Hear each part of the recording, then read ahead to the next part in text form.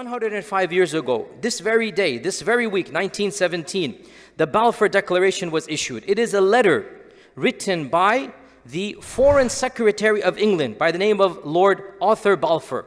So it's called the Balfour Declaration because his name is Balfour. And he wrote it to somebody by the name of Lord Rothschild. We're going to discover who he is today. And in this letter, which was hand-delivered from the ministry to the house of this private citizen, again, the plot thickens, the government expresses its interest to create a national homeland for the Jewish people in the land of Palestine. This is what is known as the Balfour Declaration. And of course, from this declaration, this was the beginning of a series of events that culminated in the creation of the State of Israel. This is where it begins, 1917 November, right here. So how did this come about? Remember, at the turn of the century, less than 3% of Palestine was inhabited by Jewish people. 97% of this region was Muslim and Christian. The majority Muslim, and there was a healthy percentage of Christians. From the time of the Crusade, Salah ad-Din Ayyubi allowed the Christians to live there. And there were also some Jewish people, 3% local indigenous Arab Jews. They spoke Arabic as a language. They were Arab Jews living in peace and harmony. No problems in that region.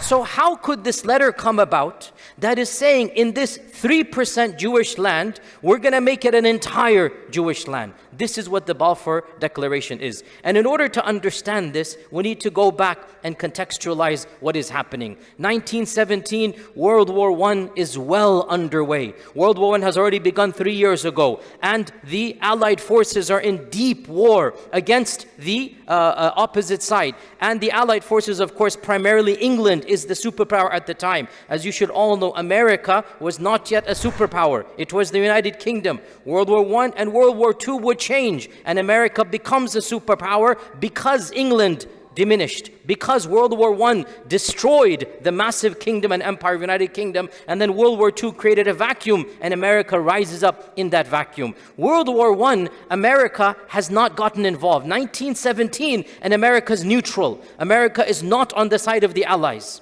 So England is deep in quagmire, and it is fighting battles across the region, and especially in Muslim lands. And the Ottoman Empire has sided with the enemies of England, and that is Germany. So the Ottoman Empire and the Germany, the Austro-Hungarian forces, Wilhelm Kaiser, the Kaiser of Germany, is siding with the Ottomans, and the British are on the other side. 1917 comes around, and this letter is silently released, secretly released. What is the public backdrop? The public backdrop is England has promised the Arabs, England has promised the Sharif of Mecca that if you break away from the Ottoman Empire, we will give you a khilafah all over again, an Arab khilafah, spanning from Baghdad all the way to Yemen. It will be yours. This is the public, well-known promise. You all know, you've heard of that famous spy that was sent to Arabia. What was his name? Who can say? Who knows the name of the spy? Lawrence of Arabia, right? This Lawrence of Arabia turns out to be a secret agent of the British, right? Lawrence of Arabia is sent to convince the Sharif of Mecca. Who is the Sharif of Mecca? The great-great-grandfather of the current king of Jordan. The Sharif of Mecca, his family has been ruling Mecca for 800 years. And he is a direct descendant of the Al-Bayt. He's a Alawi. He's a descendant of Ali radiallahu anhu. And he's ruling Mecca for 800 years. Now, the British, their tactic is divide and conquer. We all know this, right? So they say, who can be a counterweight to the Ottomans?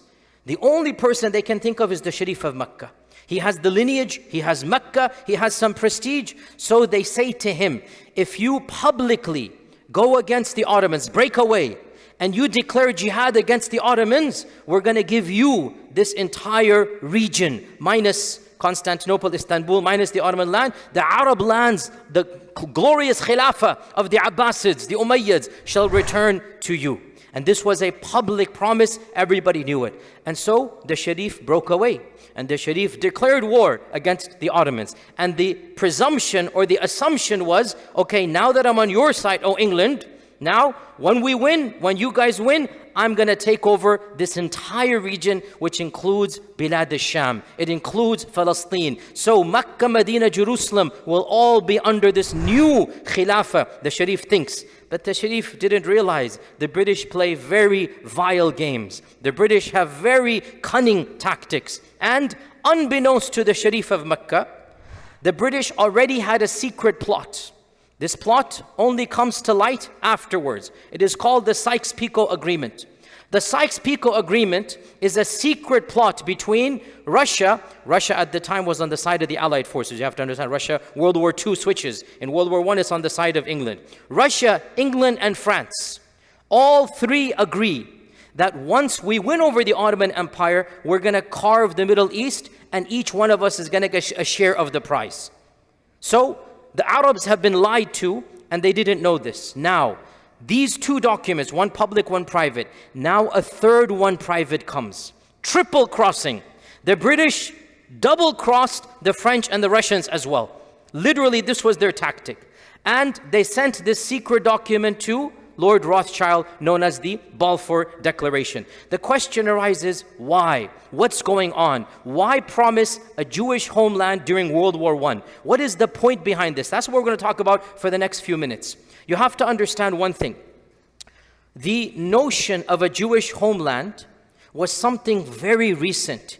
Believe it or not, barely 10, 15 years before World War I, this notion is now becoming popular in Europe. And the founder of this notion, Theodor Herzl, announces this in Switzerland in the late 1890s, literally 10 years before World War I. 1890s, a conference is convened. It is called the Global, Zionist Confederation, and the notion of creating a Jewish state is launched. Unbelievably, the bulk of Jewish people in the world rejected it. It sounds weird to us, but I'm not making this up. Look it up. 99% of the Jewish people around the world shrugged their shoulders and didn't care. They literally said, what are you doing? We're comfortable. American Jewish people in particular did not sign up to the Zionist program. Only a few very secular-minded politicians and wealthy people of Europe, they had this notion. They tried to lobby and it fell flat. Nothing happened. Herzl dies, and the second in charge, his name is Chaim Weizmann. Chaim Weizmann takes charge. Chaim Weizmann is a chemist. He moves to England. He becomes a professor of chemistry in Manchester. And he patents certain products. Long story short, is it the production of acetone, I think it is, which is needed in bombs. And so World War I happens. His patents become popular. He becomes multi-billionaire. He becomes filthy rich because he has invented a procedure to invent bombs, basically, making it simplistic. So he becomes extremely wealthy. With that wealth, he develops ties with the British government. Wealth changes everything.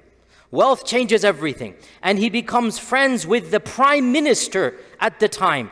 Who was the prime minister? In 1905, Lord Balfour was the prime minister. A lot of people don't know this. The one who's going to become the foreign secretary in 1917, 10 years before this, he's actually the prime minister of England. A lot of people don't know this, right? He was prime minister for 2.5 years, then he resigned and he remained a minister. He resigned from being a prime minister, he remained a minister, and then he became foreign secretary. But he was prime minister. When he was prime minister, this guy, Chaim Weizmann, becomes friends with him, pitches to him the idea of Zionism, and Lord Balfour signs on. He becomes a Christian Zionist, one of the first of Christian Zionists. But it's 1905. Nothing can happen. He likes the idea, but he doesn't do anything.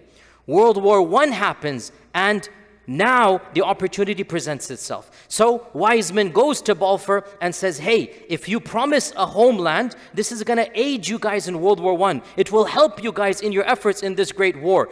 And so Lord Balfour decides to start the engineering behind the scenes. And he goes to the war cabinet and he then issues this Balfour Declaration. What is especially important for us to make note of, this was not debated in British Parliament.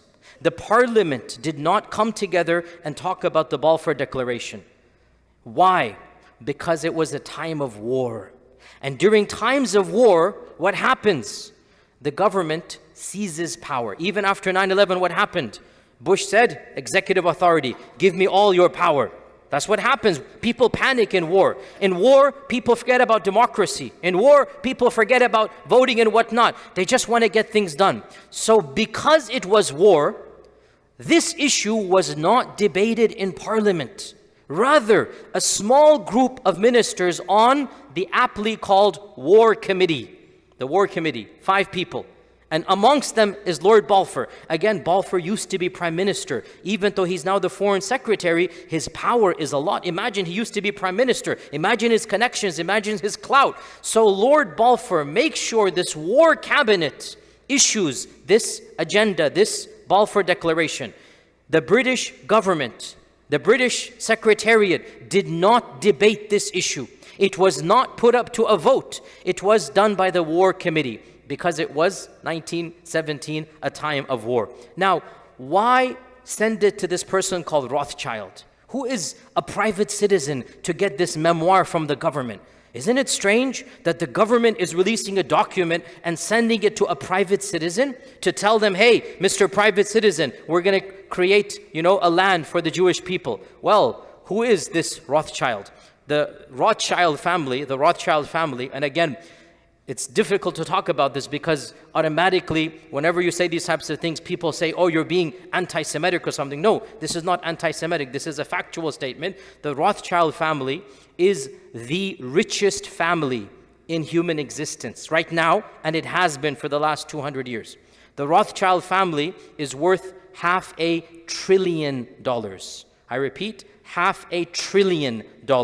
It is an elite dynasty. Now, here's where the conspiracy theories come. I'm not saying they're a cabal. I'm not saying they're Illuminati. It's a factual statement. They're an extremely wealthy family that date back to the 1700s. Their ancestors, they are Jewish Europeans. Their ancestors were of the first people to open up an investment bank, and they have their branches in Switzerland, in England, in every European country. And to this day, the Rothschild family is well known. Go Google it. Read up their Wikipedia page. It's not a conspiracy theory. The Rothschilds are the most wealthy family in the world. Why haven't many of you heard of them?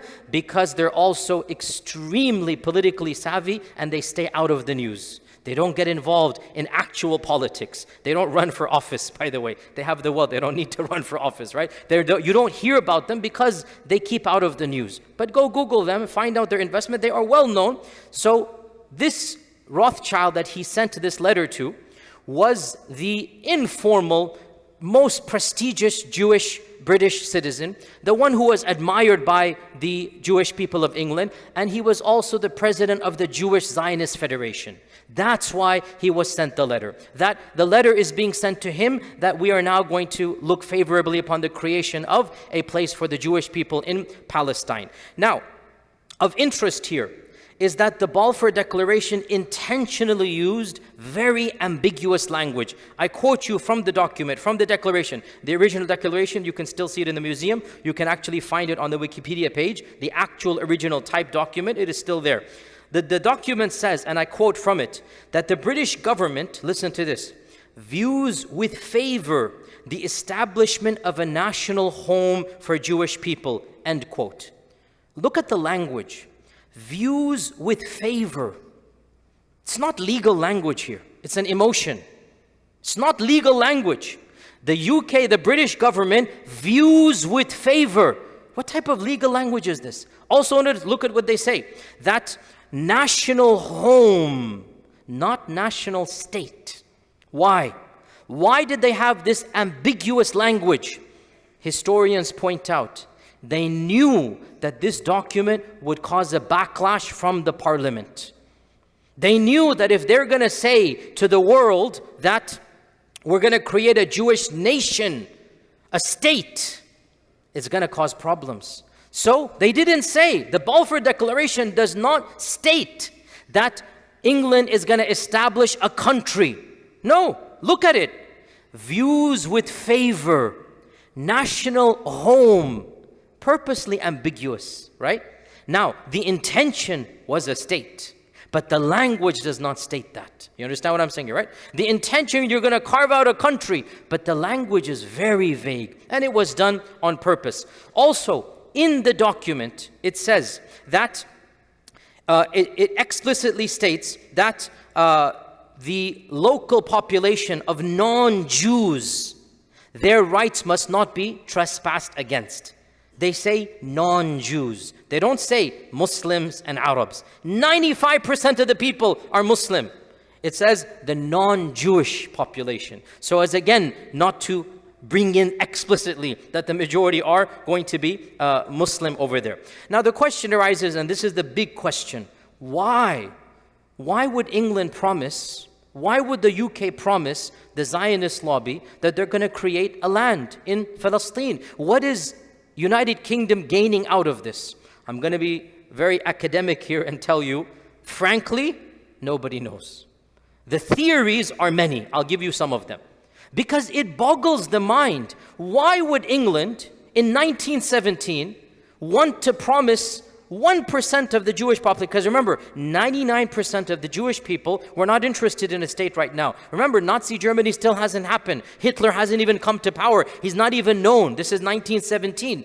American Jews and European Jews have no interest in leaving their lands. They're living comfortably. Why would we go somewhere else, risk our lives? The people aren't going to like us. It wasn't popular.